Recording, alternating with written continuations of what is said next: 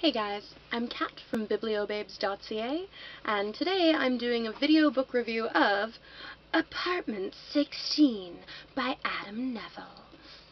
I'm pretty sure that's how you pronounce N-E-V-I-L. Nevill? Adam Nevill. He wrote Apartment 16. Horror novel written in 2010, 449 pages, and I gave it a 10 out of 10 because I thought it was pretty fucking rad.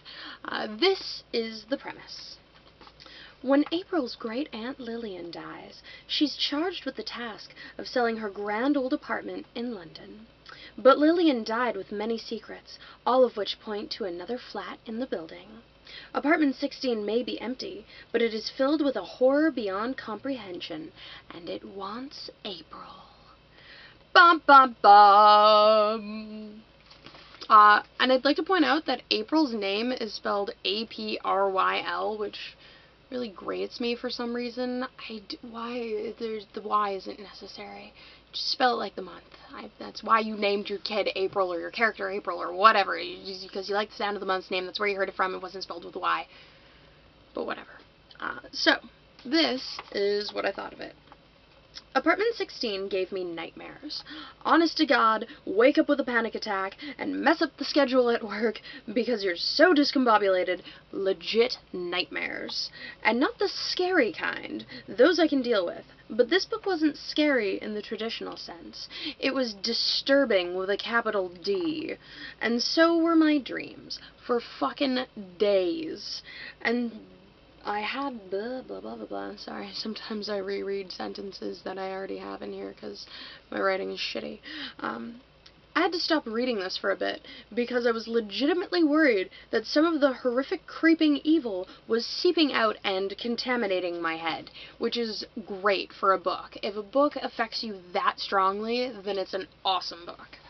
Yeah, it was that heavy, which is why this got a 10 out of 10. Any book that affects me that strongly is well-written literature.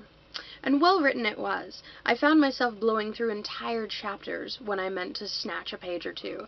And I just want to point out that I capitalized the word chapters in my book review because I'm so used to writing about chapters at the bookstore.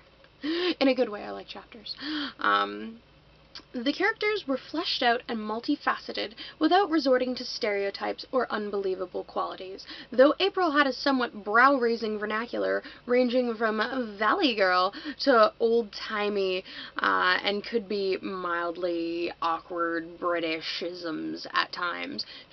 I don't know, maybe it's because she was in London for a while and that's why her vocabulary changed, but either way, she just talked really weirdly.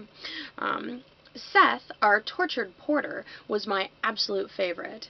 His spiraling descent into the dark side was so natural and heart-wrenching that I had to wonder if maybe the author was into some Aleister Crowley shit of his own. A trip into madness that authentic has to have some legit experience in there somewhere. The grotesque caricatures of the building residents, staff, and those associated with the mysterious antagonist were beautifully disturbing and provided a good contrast to the normies, thus making the weirdos all the more creepy.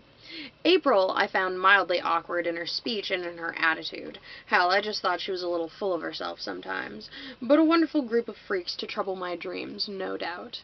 Really, the star of the show was the incredibly fucked-up atmosphere and all the twisted, half-seen monsters and sick, twisted visions.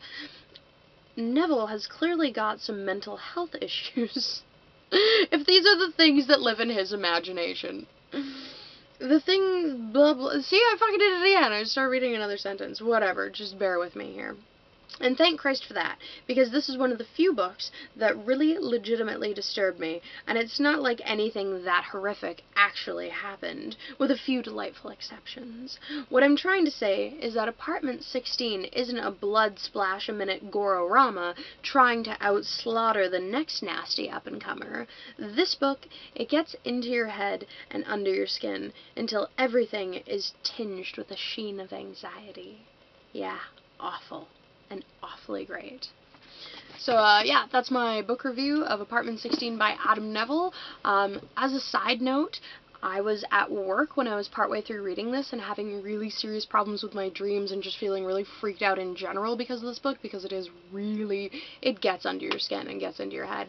And I went to the bathroom, and as I was, did my business in there, selling drugs and, just trading hookers or whatever it is people normally do in the bathroom, and I tried to leave, and I couldn't get out of the bathroom. Like, I could turn the handle, but I couldn't move the lock, and that's never happened before, and I started to freak the fuck out because I thought monsters were going to creep out of the mirror and fucking eat my face, and I'm starting to, like, lose my shit in there, and then all of a sudden the lock opens, and I'm like, what the fuck is going on? This is even worse.